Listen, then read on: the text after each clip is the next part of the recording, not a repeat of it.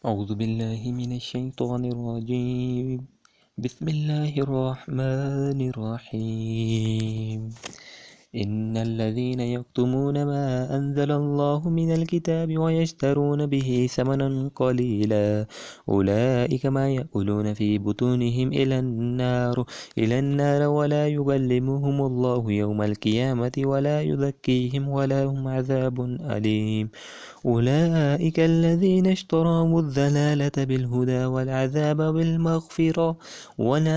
بالمغفرة فما أصبرهم على النار ذلك بأن الله نزل الكتاب بالحق وإن الذين اختلفوا في الكتاب لفي شقاق بعيد. ليس البر أن تولوا وجوهكم قبل المشرق والمغرب ولكن البر من آمن بالله واليوم الآخر والملائكة والكتاب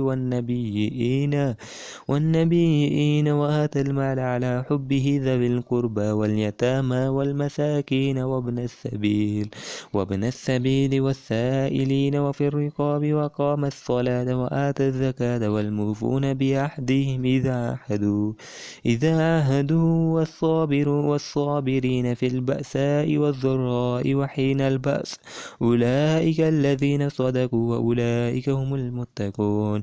يا أيها الذين آمنوا كتب عليكم القصاص في القتلى الحر بالحر والعبد بالعبد والأنثى بالأنثى فمن عفي له من أخيه شيء فاتباع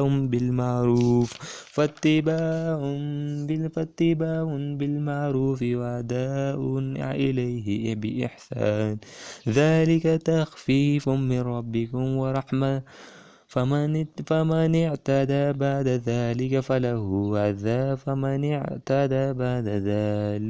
فله عذاب أليم. ولكم في القصاص حياة يا أولي الألباب لعلكم تتقون.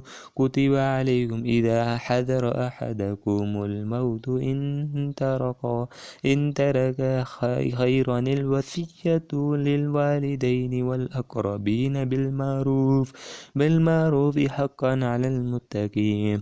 فمن بدله بعد ما سمعه فإنما اسمه على الذين يبدلونه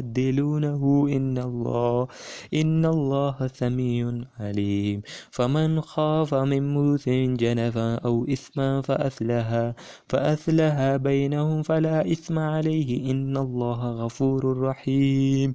يا أيها الذين آمنوا كتب عليكم الصيام كما